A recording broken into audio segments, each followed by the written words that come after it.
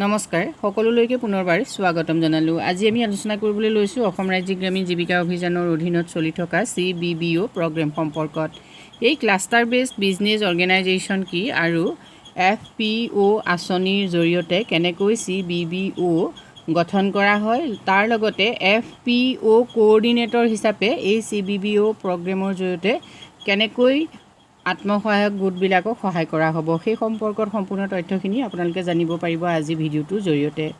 Cluster based business অৰ্গেনাইজেশ্যনৰ এই ধাৰণাটো 2023 চনৰ পৰা অসম ৰাজ্যিক গ্ৰামীণ জীৱিকা অভিযানে আত্মসহায়ক গোটবোৰৰ ক্ষেত্ৰত প্ৰয়োগ কৰিছে। ৰাষ্ট্ৰীয় কৃষি আৰু কৃষক কল্যাণ মন্ত্ৰালয়ৰ FPO যিখন আঁচনি, মানে ফাৰ্মাৰ প্ৰডিউচাৰ অৰ্গেনাইজেশ্যন যিখন আঁচনি, সেই আঁচনিখনৰ জৰিয়তে CBBO গঠন কৰা হৈছে। এই CBBOৰ কাৰ্যসমূহ কি কি সেই সম্পৰ্কত আমি প্ৰথমতে জানি লওঁ। ৰাষ্ট্ৰীয় কৃষি আৰু কৃষক কল্যাণ মন্ত্ৰালয়ৰ FPO আঁচনিৰ অধীনত FPO সমূহক চমুকৈ CBBO হিচাপে কাৰ্য কৰাৰ বাবে ইতিমধ্যে অসম ৰাজ্যিক গ্ৰামীণ জীৱিকা নিৰ্বাহ অভিযানে কাৰ্য পৰিচালনাৰ দায়িত্ব দিয়া হৈছে। CBBO সমূহে বিশেষকৈ FPO আঁচনিৰ জৰিয়তে আত্মসহায়ক গোটৰ যিসকল মহিলা আছে সেই মহিলাসকলক লগতে কৃষি কাৰ্যৰ পৰিচালনাৰ উপৰিও ব্যৱসায় কেনেকৈ কৰিব সেই সম্পৰ্কত প্ৰশিক্ষণ দিয়াৰ লগতে তেওঁলোকক বাট দেখুৱাব। CBBOৰ ভূমিকা কি আপোনালোকে চাওক।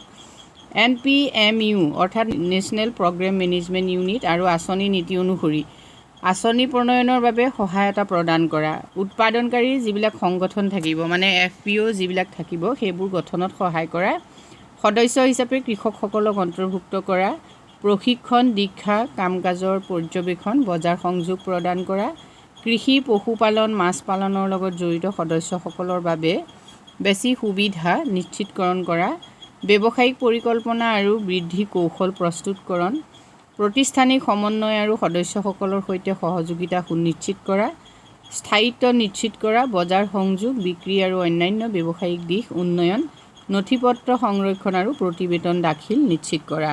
এই কামখিনি কৰিব লাগিব CBBO বিলাকে। ইতিমধ্যে অসম ৰাজ্যিক গ্ৰামীণ জীৱিকা অভিযানৰ অধীনত FPO কোঅৰ্ডিনেটৰৰ পোষ্ট ওলাইছে। এই পোষ্টসমূহৰ বাবে যদি আপোনালোকে আবেদন কৰিছে তেতিয়াহ'লে আপোনালোকে FPO আঁচনি সম্পৰ্কত সম্পূৰ্ণকৈ জানিবই লাগিব, যিহেতু এই সম্পৰ্কত আপোনালোকক ইণ্টাৰভিউত কুৱেশ্যন কৰিবই। আৰু FPO কোঅৰ্ডিনেটৰসকলৰ কামেই হ'ল তেওঁলোকে প্ৰথমতে CBBO গঠন কৰিব লাগিব আৰু সেই CBBOৰ জৰিয়তে অৰ্থাৎ ক্লাষ্টাৰ বেছড বিজনেছ অৰ্গেনাইজেশ্যনসমূহৰ জৰিয়তে অসম ৰাজ্যিক গ্ৰামীণ জীৱিকা অভিযানৰ লগত জড়িত যিসকল মহিলা আছে সেই মহিলাসকলক কৃষি কাৰ্যৰ জৰিয়তে বা কৃষিৰ জৰিয়তে উৎপাদন কৰা যিবিলাক দ্ৰব্য সামগ্ৰী সেইখিনি কেনেকৈ ব্যৱসায় কৰি তেওঁলোকে সফল হ'ব সেই ক্ষেত্ৰত সহায় কৰিব লাগিব।